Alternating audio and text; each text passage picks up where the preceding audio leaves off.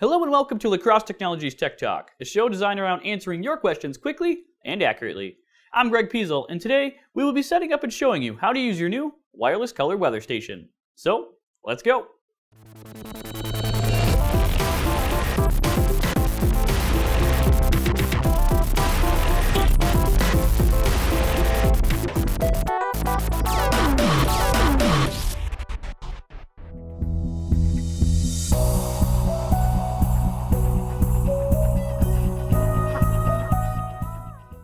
Before we get started, I should point out that this video has been organized into chapter points, designed to help you find what you need to know quickly. So if you're looking to set up something specific, use the clickable links in the following overview screen to jump directly to that spot in this video. You can also find the times to each chapter point in the description below this video. Using this method, simply click the blue highlighted time to the right. However, if you are viewing this on a mobile device, such as a phone or tablet, you will need to drag the red playhead to the times listed below. Otherwise, just sit back and learn as we take you through each step of the setup process. So here's an overview of how this video is organized. Chapter 1, Introduction, which is actually what you are currently watching. Chapter 2, Initial Setup. We tell you what's in the box, what tools you'll need, and explain the initial steps to take to ensure you have a functional device, as well as how to search for and install your outdoor sensor. Chapter 3, Settings Menu. This is an important section where we walk you through your atomic time and date settings, temperature readings, language output, and more. Chapter 4, LCD Layout and Icon Descriptions. In this chapter, we lead you around your weather station screen, detailing what each icon means in relation to each other. We also show you how to adjust your backlight brightness. Chapter 5, the Time Alarm. Here you will learn how to set an alarm, snooze it, and turn it off. Chapter 6, Forecast Information. This chapter covers the meaning of your forecast icons, trend arrows, and how to view your heat index, dew point, and daily high and low temperature and humidity readings. Chapter 7, Temperature and Humidity Alerts. A straightforward chapter where we show you how to set high and low temperature and humidity alerts. Chapter 8, Basic Restart. If for some reason your station is displaying dashes for your outdoor sensor, you may need to perform a restart. This chapter will cover the steps to follow in order to get things working correctly. And Chapter 9, Help Us Help You. This is the final chapter where we point out the unit's model numbers, tell you how to find customized support, and show you where to interact with us on social media.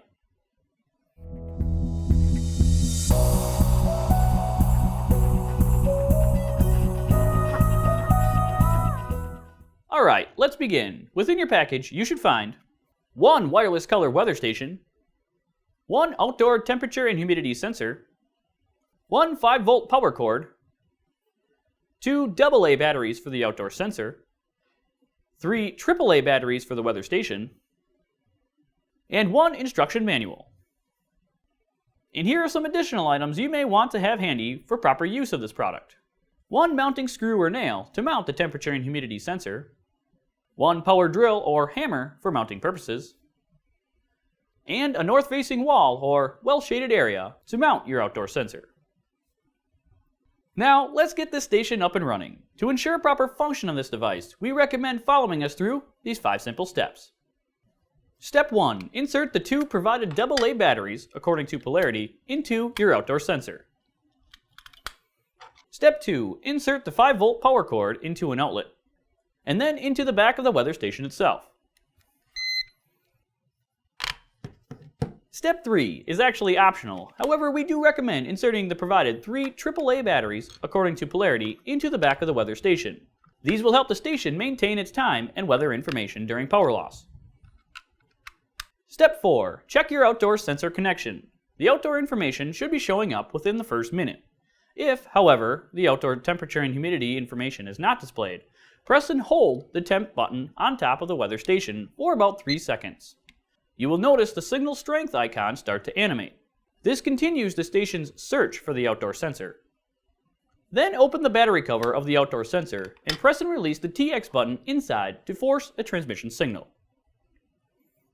Providing you use new brand name batteries, inserted them according to polarity, and have the station and sensor set close enough to each other, the outdoor information should be showing up. After you have your outdoor information displayed on screen, we recommend waiting at least 5 minutes before moving the sensor to its outside location. This helps the station and sensors sync properly and ensures a strong connection. And finally, your last step will be to mount your wireless outdoor sensor. To mount the sensor, insert one mounting screw, nail, or even string through the hole at the top. You will want to try and place it on a north-facing wall or in any well-shaded area. Make sure also that it is mounted vertically to allow for moisture to drain out properly.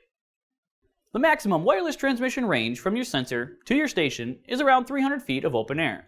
This does not account for walls, floors, or windows. Because of this, we recommend temporarily putting your sensor in the location you'd like it to be, testing it for a few days to make sure it stays connected, before mounting it permanently.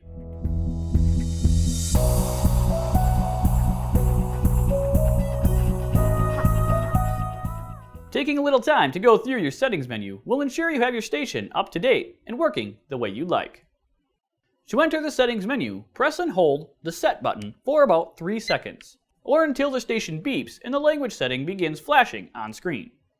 Once in the settings menu, you will use the plus and minus buttons to adjust the values, and the set button again to confirm your adjustments and move to the next item in the settings menu.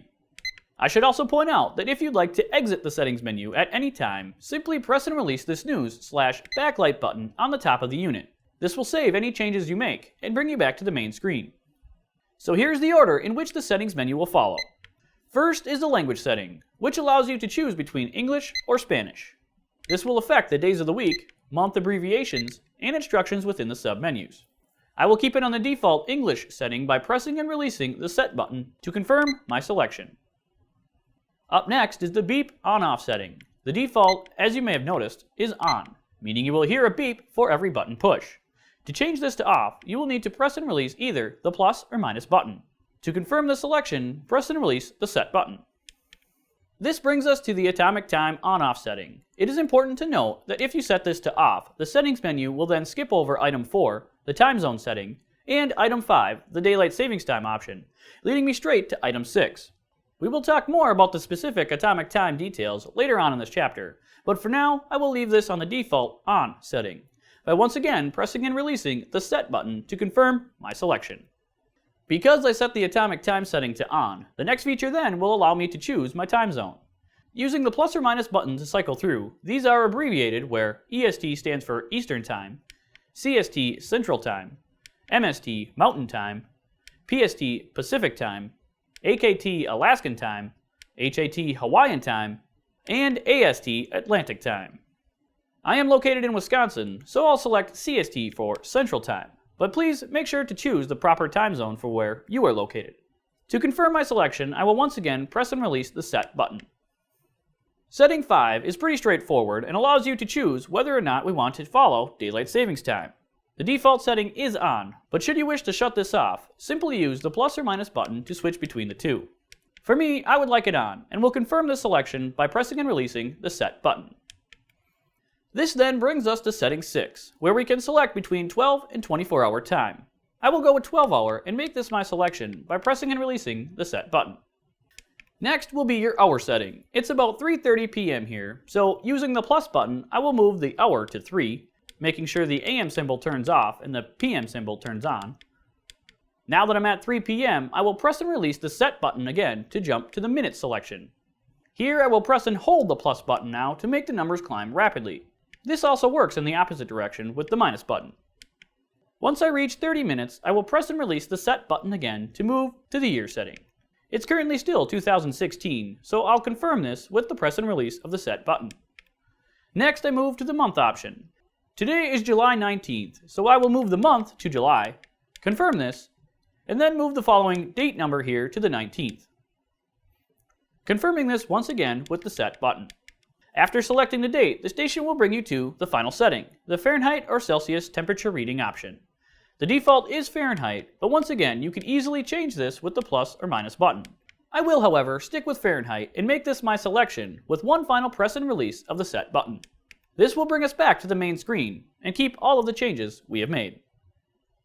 Now to finish up what I was saying earlier about this station's atomic time feature, when set to on, like we just did in the settings menu, this station will search for the atomic time signal at the coordinated universal times of 7, 8, 9, 10, and 11. And if there is no WWVB reception, the station will search for the atomic time signal every 2 hours until the WWVB time is received. The atomic time signal icon will flash while searching, and the tower icon will remain solid on screen when it is finally connected. After the reception is found, the station will only search for the atomic time signal after midnight, keeping it connected permanently. Of course, you can have the station perform a manual search for the WWVB time signal as well. To do this, from the normal time display, simply press and release the Set button. But please be sure to have selected the correct time zone from the list in the settings menu. When the atomic time signal is received, the station will set according to the time zone you selected.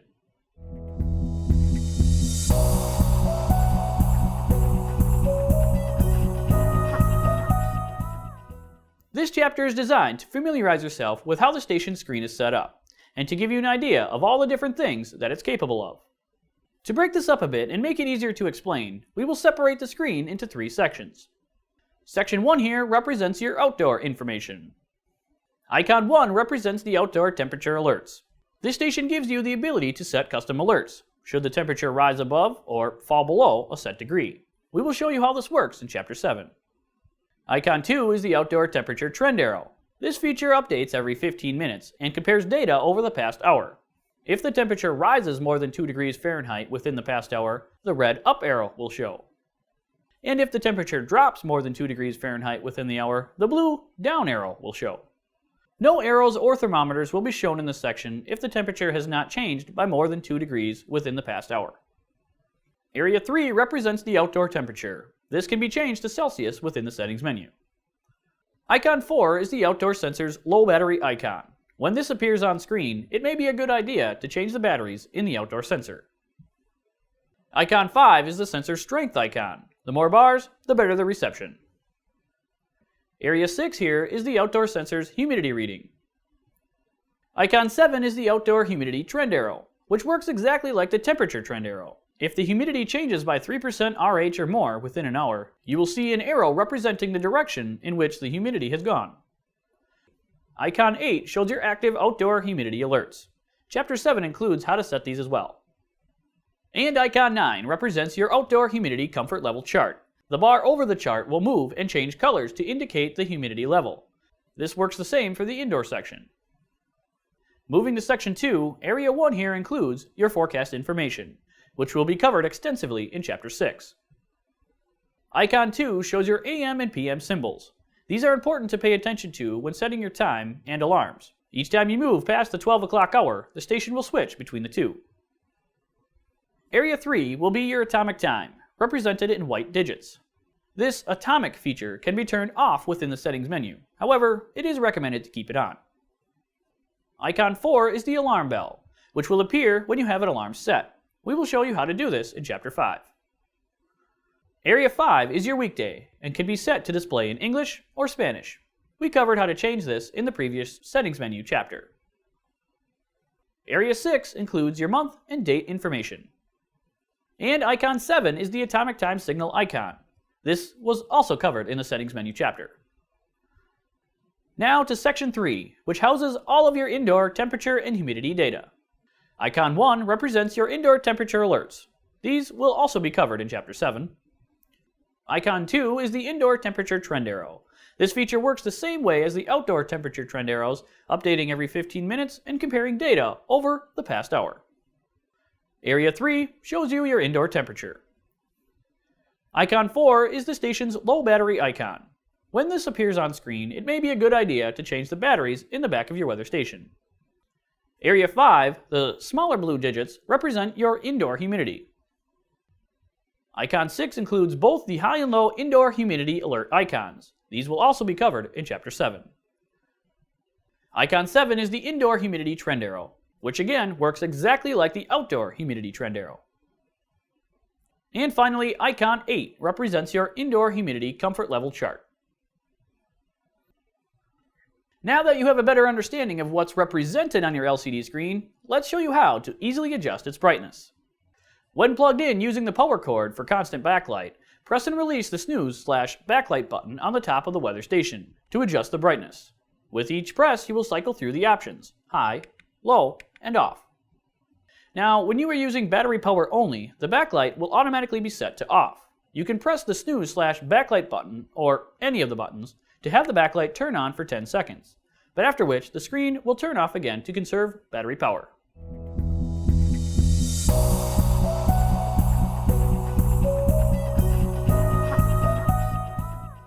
Not only does this station give you accurate forecast information and sensor data, but it can also function quite well as an alarm clock.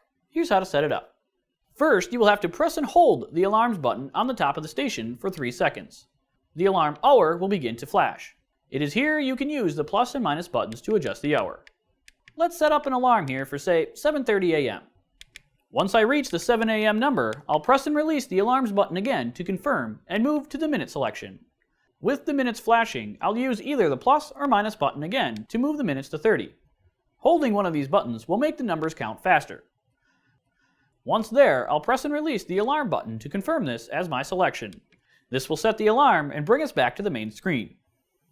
The bell icon should have now appeared, indicating an alarm is set and ready to go off at the time we just saved. To deactivate or reactivate an alarm, simply press and release the alarms button. Doing so will bring up the time the alarm is set to go off at. It is within this submenu where you have the ability to activate or deactivate an alarm. Just press and release the alarms button again. You will see the bell icon turn on and off with each press. To confirm your selection, either leave the station sit for about 20 seconds or exit the submenu by pressing and releasing the snooze/backlight button. Speaking of snoozing, here's how the snooze feature works. Once the alarm is going off, simply press and release the snooze/backlight button to silence the alarm for 10 minutes. You should notice the ZZ icon animating. At any point, if you'd like to stop the snooze, or any sounding alarm for that matter, just press and release any button besides the snooze/backlight button. The snooze feature can be repeated if desired.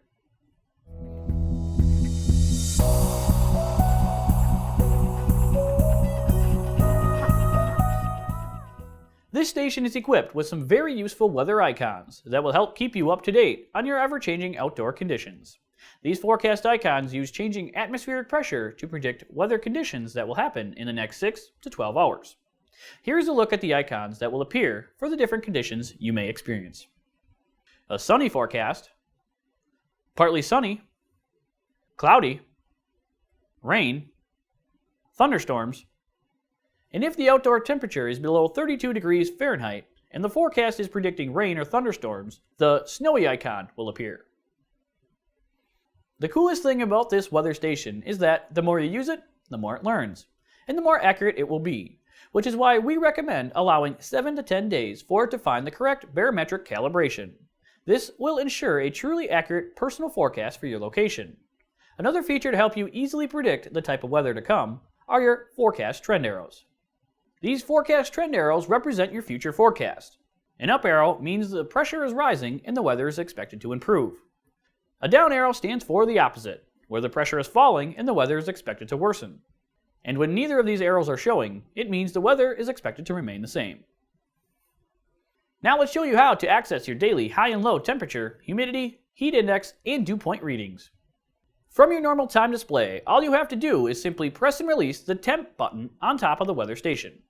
First up, you will see your daily high temperature and humidity readings. Press the temp button again to see your daily low temperature and humidity readings. Press it a third time to see your heat index. And a fourth time to view your dew point. A fifth press and release of the temp button will bring you back to the main screen. It should be noted that these values will automatically reset at midnight or 12 a.m. every day.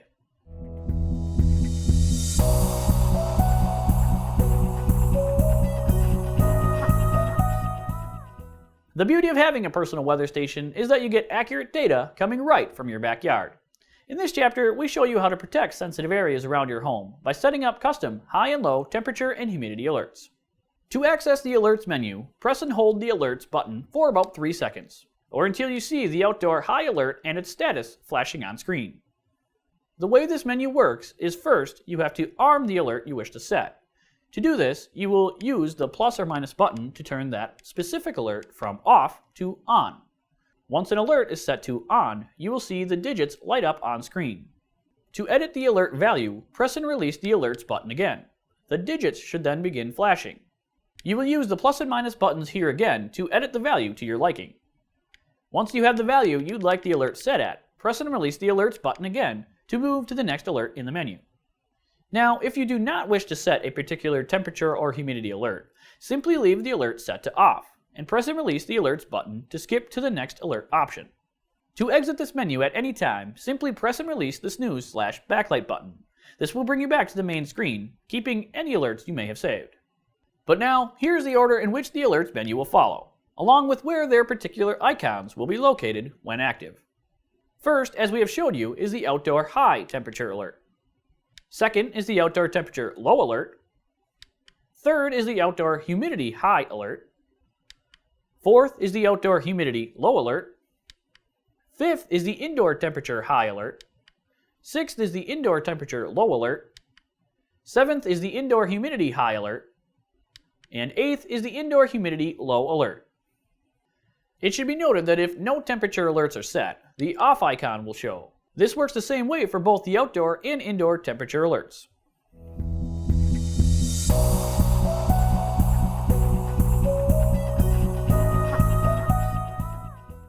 In some instances, your station and sensor will have trouble connecting with each other. Now, this will typically happen after the batteries go dead or you experience a power outage. The most common fix will be to perform a basic restart of your station. Here's how it's done. When the outdoor sensor readings show dashes, you will want to bring the sensor in the house and set it at least 5 feet from the weather station.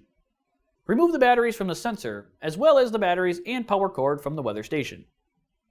Then press and release any button at least 20 times, and wait at least 15 minutes. This provides a clean connection opportunity by removing any random energy still in the station. Basically, this returns the unit to its out-of-the-box condition. So, after the 15 minutes, insert batteries into the sensor, then into the station, and then finally reconnect the power cord. Within a minute or two, the data from your outdoor sensor should show up on your screen. After which, we recommend waiting another 15 minutes to make sure it establishes a strong connection. You can then place the sensor outside in its shaded location.